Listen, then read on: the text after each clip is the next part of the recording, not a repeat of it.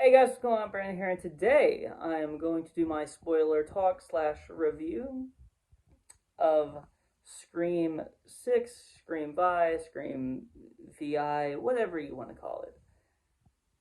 And in this video, I'm not really gonna do too much criticism. I will do a little bit here or there. This is mainly going to be me talking about the spoilers and telling you a little bit about what I think about them. Um, But let's start from the top. Let's start from the opening scene. And again, spoilers, spoilers, spoilers galore from here on out. I will be talking about spoilers. I just want to make that clear so I don't get any shit for this. Go watch the movie if you haven't, and if you don't want to be spoiled. So, let's start from the top. Let's start from the opening.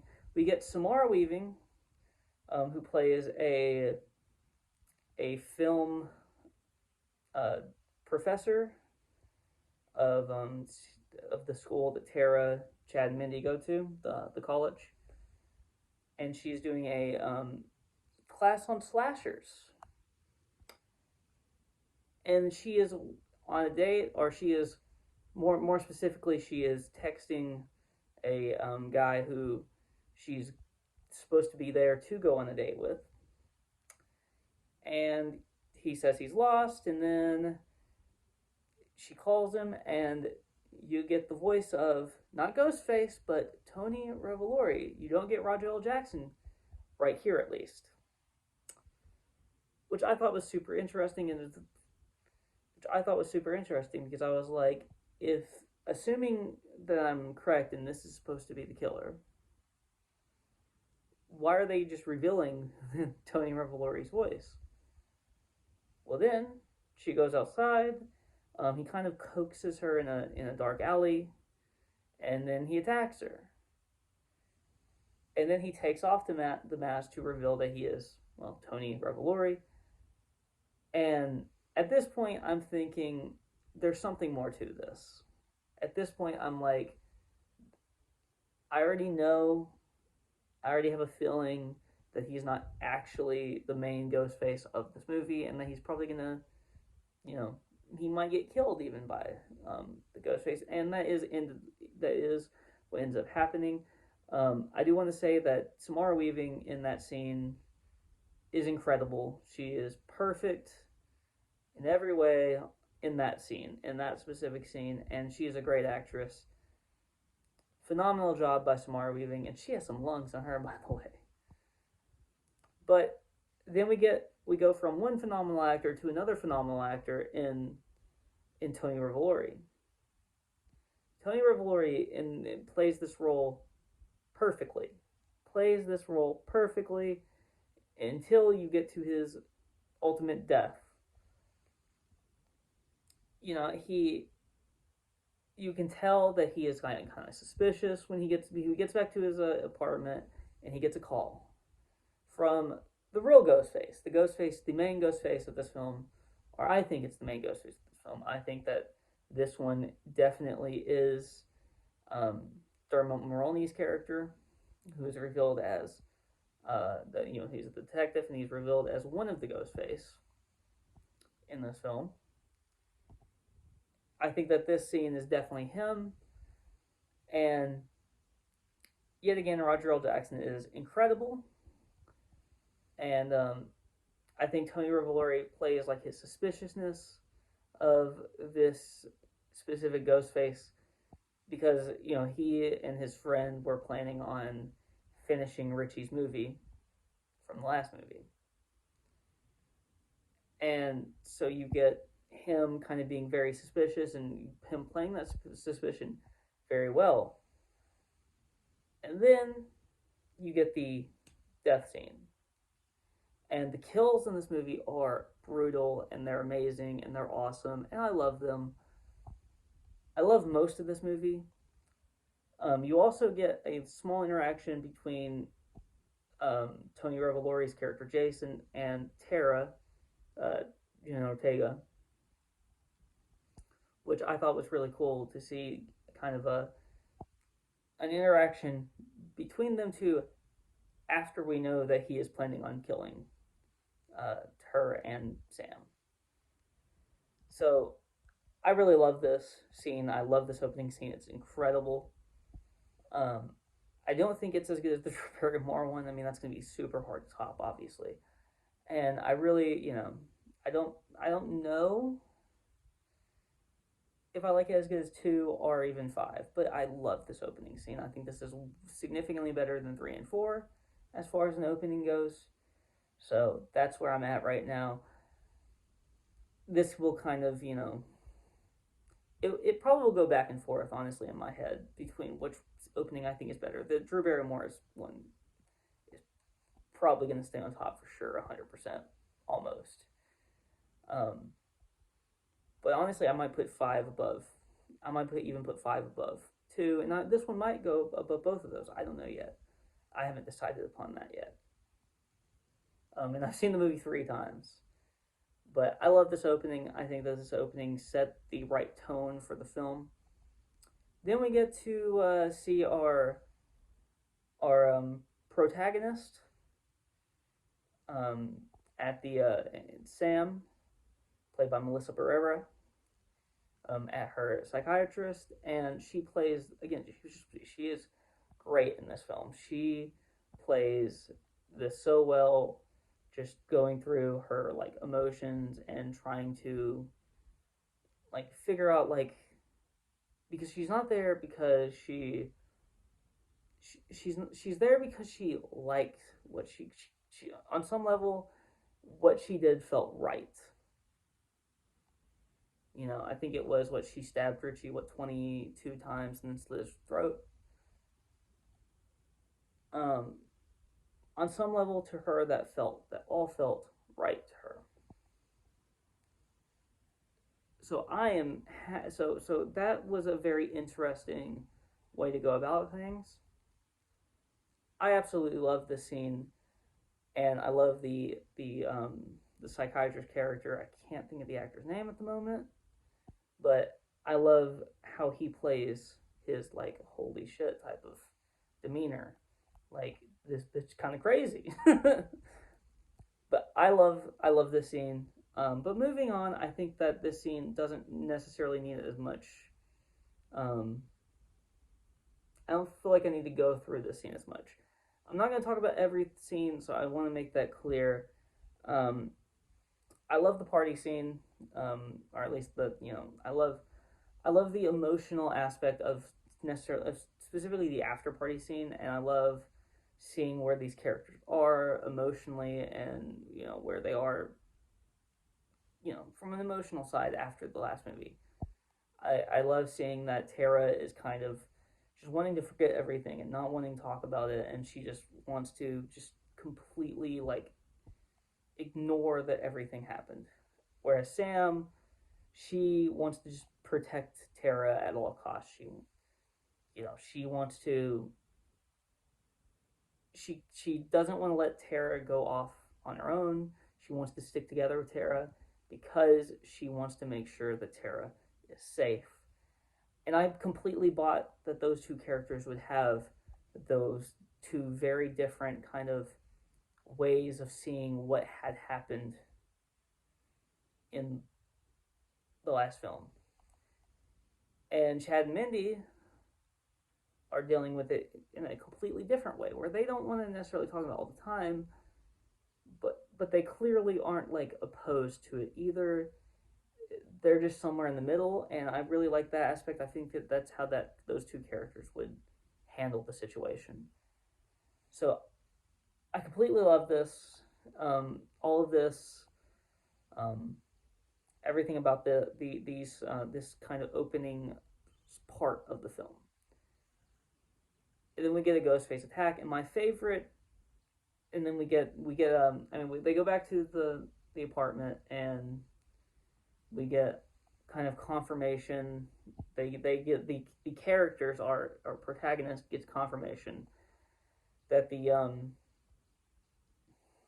two film students that were killed, the Tony Revolori character and whoever, I don't remember his friend's name, whoever his friend was, that were going to attack Sam and Tara. They see on the news they were killed by someone in a ghost face mask. And I love this. I love this absolutely. I love everything. I think that Sam, I feel like Melissa Barrera and Jenna Ortega knock the way that they play this out of the park completely. Again, Sam specifically being overprotective, and Tara trying to convince her that, this isn't about them. And again, I bought that Tara would believe, at least, that this isn't about them for the time being, despite the fact that, it's a little close to home. It's a little weird that a guy in a ghost face mask would kill people that she knows. Now, my favorite scene comes up next. My absolute, I think, favorite scene in this film. It had very Jurassic Park vibes. The bodega scene, which, starts off with them going to the police station because they were just called in because Sam's ID was left at the crime scene of Tony Revolori's character Jason getting killed. And then they get attacked by I would say that this is probably Dermot Mulroney's character, the detective, because it takes a level of precision and like tactical know-how, basically, to do what he does, what Ghostface does in the bodega.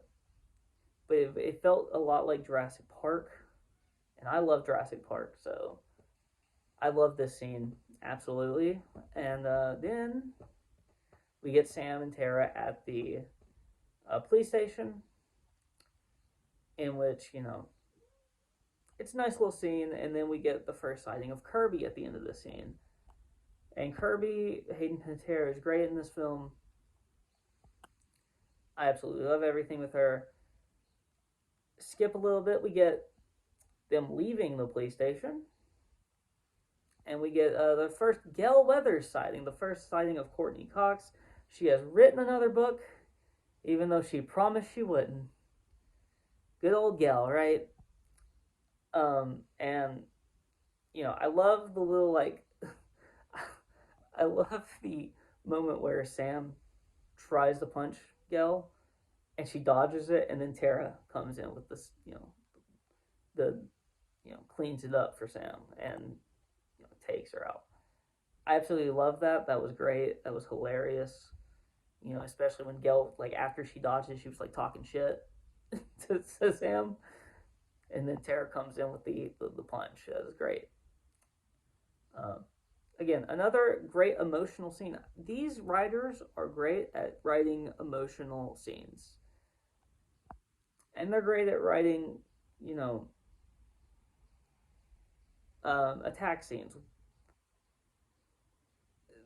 There are areas, though, of the script that I don't enjoy, specifically some of the dialogue. I feel like some of the dialogue doesn't work at times. But we eventually get to Sam, Tara, Mindy, Chad, and the rest of their friend group in the park. And Mindy is doing her monologue that she's going to have, I'm assuming, every movie, that as long as she is alive, she's going to have a monologue like this, telling kind of the rules of the film that they're in. And Jasmin Savoy Brown just knocks this out of the park. She knocks this out of the park completely. She, this is an incredible scene from Jasmin Savoy Brown. And so I loved everything about this scene. And then we get back to the apartment. We get a great scene where they I'm not sure exactly if I'm getting the timeline completely right, but somewhere in this range, right?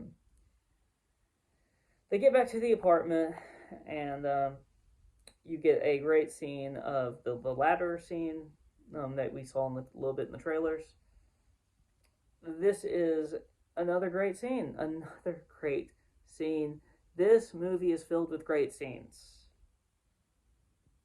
Until we get to one point, and I will get to that in a moment. I didn't. Every time I watched this film, I liked the part that I'm talking about even more, a little bit more, but I have issues still, and some of these issues are probably not going to go away. But the latter scene, it's so suspenseful and heartbreaking at the end. If you've seen the film, you know Jasmin Savoy Brown, her Mindy's girlfriend, gets killed in this scene, and it is absolutely heartbreaking. You can feel the emotion from Jasmin Savoy Brown / Mindy in that scene, and she is great. Jasmin Savoy Brown is great.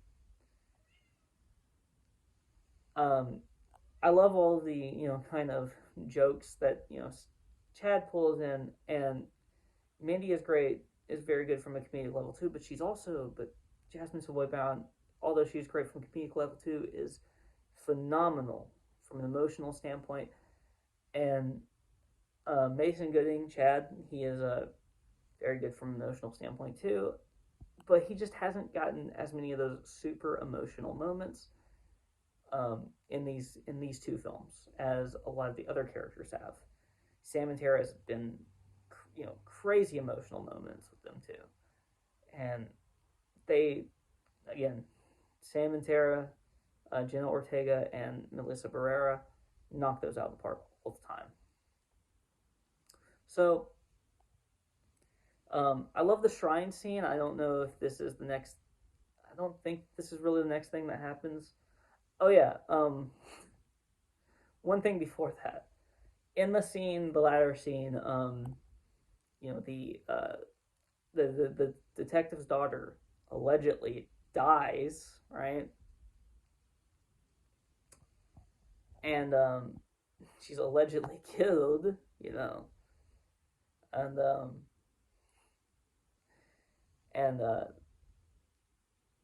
Sam and this detective have a moment where I thought the detective was a little sus. And obviously he does end up being the killer, so it makes sense that he'd be a little sus, right? I feel like you probably could have guessed these killers, but I also feel like they did a decent job at hiding them. There is clues. There's a lot of clues. But when that detective, and also earlier in the film, the detective's daughter, Liana Liberato plays her. She talks about her brother dying. And obviously we know now that her brother was Richie. I didn't actually notice, I didn't remember that she had said that by the end of the movie. Usually I'm good about, kind of, if I hear something like that in the back of my head, okay, yep, that needs to stay back there, just so I can, maybe guess, something later. But I actually didn't expect her to come back at the end of the movie, because they actually did a good job at, I didn't expect her to come back until they revealed that Dermot Mulroney was the killer. And then I was like, okay, well, Liana, come on. They faked her death. And that's what happened. And then we also get, Ethan, played by Jack Champion, who is very good in this movie for the most part. I feel like we got some problems, but I'll save those. But I want to skip a little bit. We get some really good scenes in the middle here between, Sam and Tara, and we get, the park scene is really cool with them trying to, track Ghostface. But I want to skip a little bit to the attack on Gail. This scene is incredible. Now, my two favorite scenes is this scene and the bodega scene. These scenes, they just knock it out of the park. They knock it out of the park for these two scenes. These two scenes are absolutely incredible. I love everything about them. And I love Courtney Cox in this role of Gail Weathers. She's phenomenal.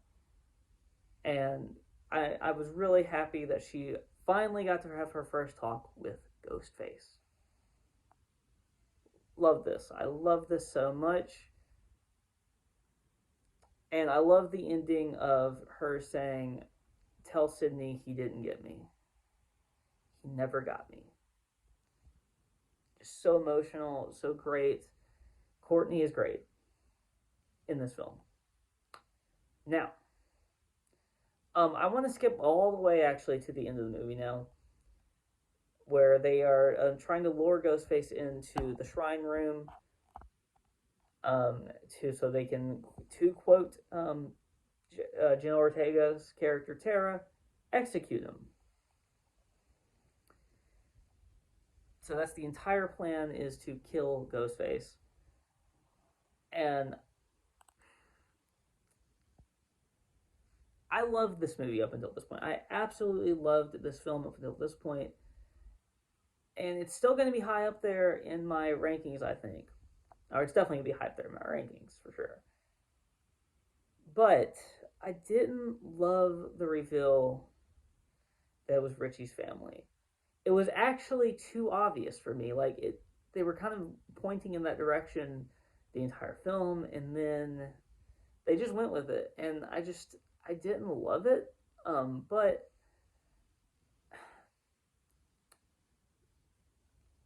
I could have liked it more if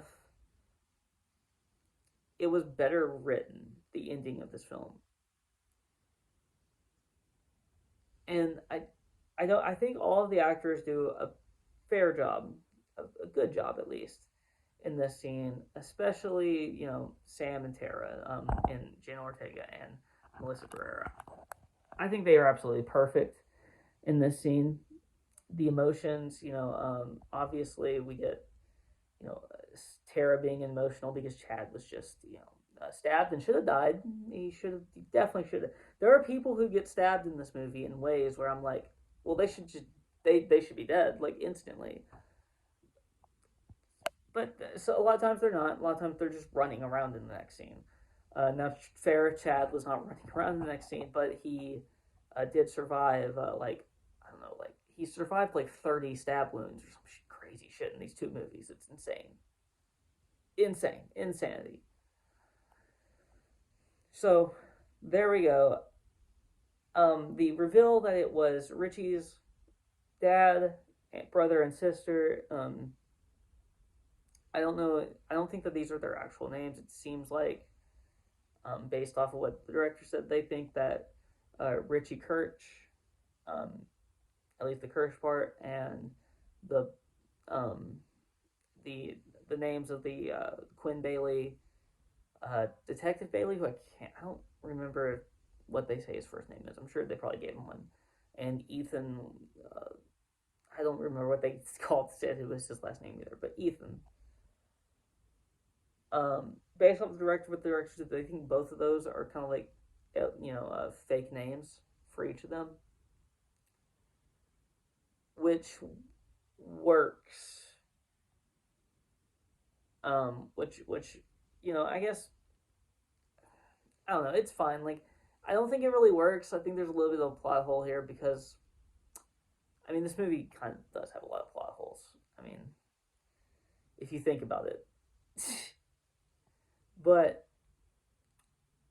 you know, you can't really just change your name and then become a cop at a different, like, police station. It's not really how that works. I mean, maybe you could forge some documents and shit, but, like, that would be very, very difficult, especially when there's an FBI agent around and she never figured out that that they were Richie's family. I don't really believe that.